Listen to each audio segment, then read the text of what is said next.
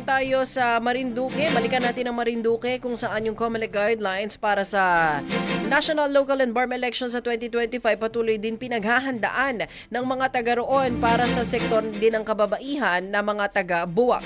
Mula 105.7 radyo natin Buwak sa Marinduque, kasama ulit natin si Carlvin Ross Par. Carlvin.